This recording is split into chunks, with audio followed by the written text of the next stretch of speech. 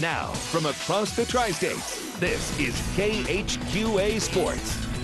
For the third time in just over 10 days, the undefeated Canton Tigers would have to beat a Highland squad that has given them fits this season to A, maintain their current momentum and place of esteem in the Missouri State polls, and B, to reach the finals of the Tony Lanzini Invitational. Another classic tonight in the semifinals. Tony Lanzini, the man himself, in attendance, fourth quarter.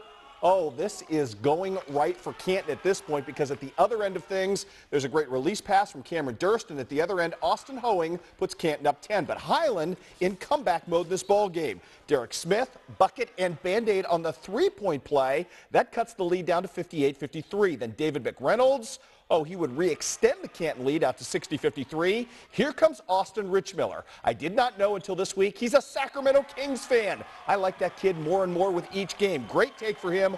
Couldn't complete the three-point play on the hook and the harassment, but Richmiller just kept going to work in this one, countering again down low, cutting the lead to 62-57. More Richmiller again, this time off the Brandon Davey miss. Richmiller with 28 points tonight. His team down just 62-59 with 57 ticks left. Oh, the Highland fans all excited, but Canton would hit all their free throws down the stretch. And Gabe McKenzie tonight, not pictured with 31 points. Oh, there he is. He's pictured right there. Canton gets the win 3 times in a row over Highland. Final count in this one was 66-61.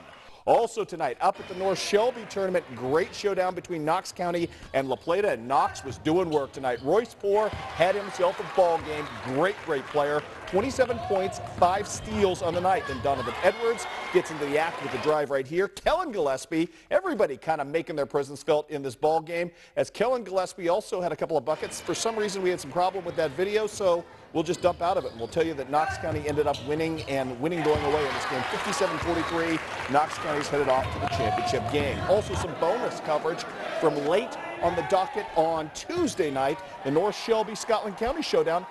Houston Bixel with a great start for the Raiders in this game. Todd Kripe's team working it. Scotland County trying to answer.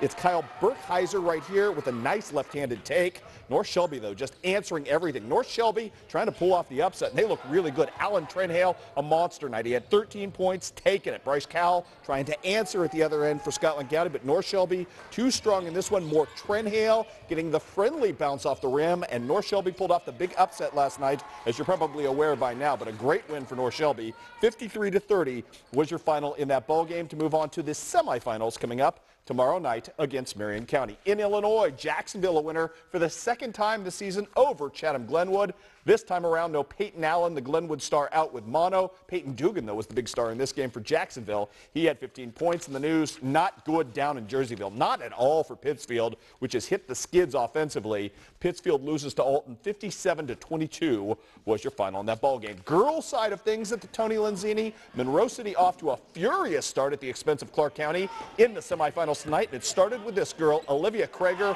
who was simply everywhere in the first half of this ball game. She and Kiet Monday doing the damage. Monday with a miss here, but she's going to rebound her own putback and find that neatly into the hole. And then more Kiet Monday working from mid-range this time. Just a furious, as I mentioned, start from Monroe City as they jumped out to an 18-0 lead in this ball game. Eventually, you will see Olivia Krager again getting work in the low blocks and simply unstoppable. And then Carly Spalding with the 3. Strange ball game, because one more Olivia Krager bucket. It was a 22 lead at one point in this one in favor of Monroe City, and then Clark County kind of pecked and fought its way back into this game. And it will start here with Megan Euler.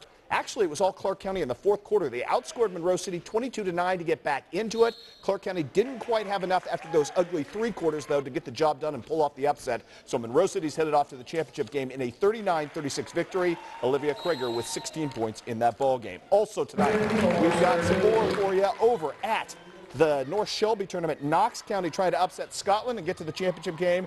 Taylor Lincoln setting things off right for the Eagles in this ball game with the 3 early. Macon Creek had herself a ball game at the other end for the favored team in this ball game, as she had 11 points on the night. But Knox County really doing it. Sarah Dooley, 2 of her game high 16 points right here. Jessica Morrow trying to stem the attack from the 6th seed, who was just unbelievable tonight. Scotland County taking it up strong, but as I mentioned, the 6th seed doing work tonight. This is Devin Goodhouse, going to sign for softball this week with John Wood. Nice take of the paint, and Knox County pulls off the major upset and the huge win 44-24 was your final in that ball game. Some scores from the Macon tournament now. It was the host team beating up on Centralia 41-35. Trinity Rainey with 11 points in that ball game. South Shelby, though, fell by Father Tolton of Columbia. Final count in that ball game was 43-41. I'm talking about the school and not the priest, Raja. Also tonight at the Lanzini tournament, Mark Twain in the consolation bracket, a winner over Van Far. Mackenzie Grossman, 14 points, 8 rebounds, 7 blocks. And at the North Shelby tournament in consolation play, it was Schuyler County tonight,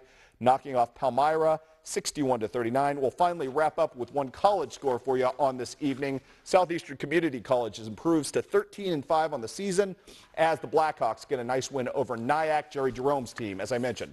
Now 13-5 on the year. Tomorrow night, right here, live at 6 o'clock, we'll be at Western Hall for the Brawl in Western Hall. Live from there, giving you a big preview of Western Illinois, which has won 11 straight ball games. Should be a fun night tomorrow night. Looking forward to it. I was really surprised when you